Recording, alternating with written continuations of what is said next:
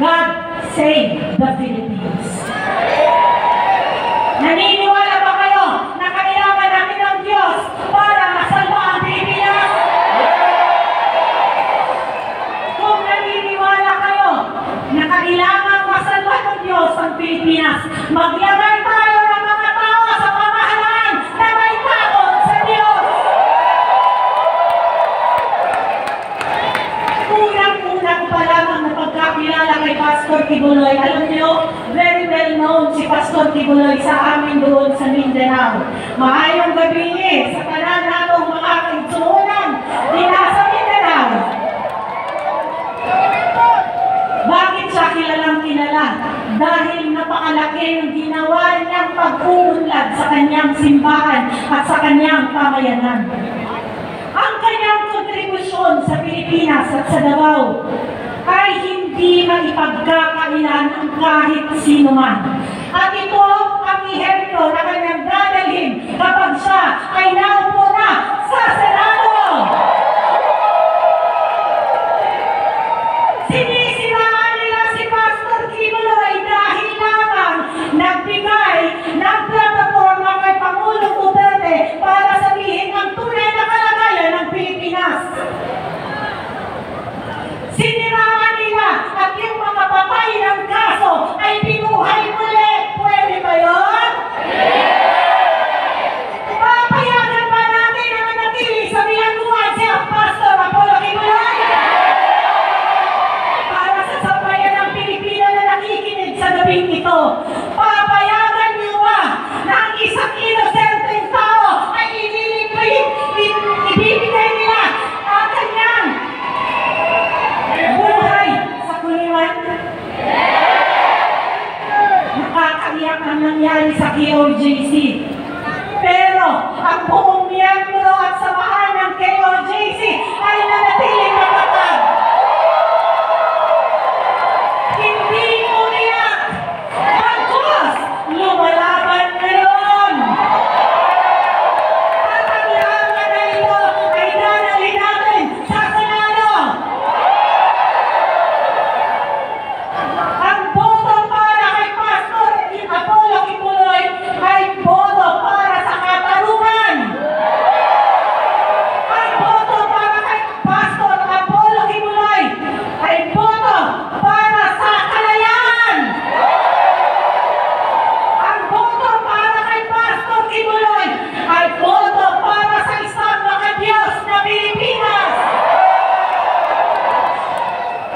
Ipinakita ni Pastor Apollo Kibuloy sa atin kung paano ang isang organisasyon ay mabuhay ng walang korupsyon. Nais mo ba ng Pilipinas na walang korupsyon? At dahil ninanais natin ang Pilipinas na walang korupsyon, iboto si Pastor Apollo Kibuloy at ang lahat ng pinipilang senatorial candidates. Gaano po kahalaga na magkaroon ng partner si Apollo Kibuloy sa Kongreso? At the moment, there are 63 seats of party list representatives in Congress. Sabi ni Ronald Caldera kanina, nag-iisa siyang sumisigaw doon. Gusto ba natin manatiling nag-iisa siya doon? May mga tarpaulin doon sa gilid, sa likod, kung sino ang mga sinusuportahan ng Pangulong Duterte at ni Pastor Kibuloy ng mga party list representatives para sa darating na eleksyon. Isa na po dito ang numero ng Pilipinas or APP party list 134 sa balota, kung saan ang inyong lingkod ay kinatawan bilang first nominee. Nakita nyo kung paano nila binaboy ang boto ng sambayan ng Pilipino. Ang ginawa nila kay Pastor Kibuloy, ang ginawa nila sa SMNI, ang ginawa nila kay Pangulong Duterte, ang ginawa nila kay Colonel Grijalvo, ang ginawa nila sa mga vloggers, ang ginawa nila kay Vice President Duterte,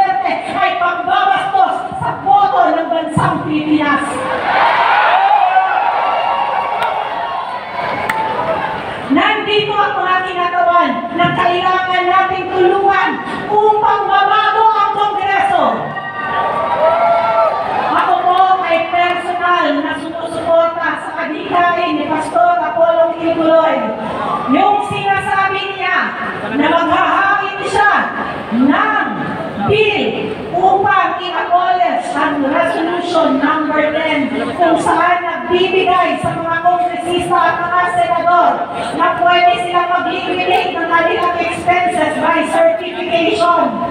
Pera ng taong bayan ang pera na ginagamit nila. At natatakot lamang na maging tapat ng bawat kongresista, bawat senador at bawat nanunungkulan ng pamahalaan. Kung si Pastor Kibuloy ay maghahangin ng abolition of Resolution number 10 in the Senate, I am going to file the abolition of the Resolution number 10 in the House of Representatives. Karapatan ng bawat mga kamayang Pilipino na malaman saan napupunta ang ating buwis. Ngayon, saan ba nilang nilalagak ang kanilang mga pondo? Napakalaki ng pondo na inilagay sa flood control project. Tama ba yun? Maraming ba pupunta sa bulsa ng mga nagpanungala ng flood control project? Milyon-milyon ang inilagak nila sa flood control project. Pero hindi sila naglagak ng pondo para magkaroon ng mas maraming ambulansya, mas magkaroon tayo ng fire truck. Alam niyo ba na marami pang mga munisipyo sa Pilipinas na ni isang fire truck ay wala? Tapos, minaldas lamang ang pera sa walang katuturan. Flood control project. Mga kababayan, ang araw na ito ay simula ng mas matinding pagbabago sa Pilipinas. Pinanaga ni Pangulong Duterte noong 2016, hindi naging ganit sa posisyon, hindi niya hinayaan na siya ay magbigay ng pagdidikta sa atin, kundi nung natapos ang kanyang termino, he made himself to be true to the Filipino people. Sabi niya, I will not extend a single day of my term. Sa totoo lamang, with 92% approval rating, he could have railroaded so that his term will be extended. Pero hindi ganit ang ating Pangulong Duterte.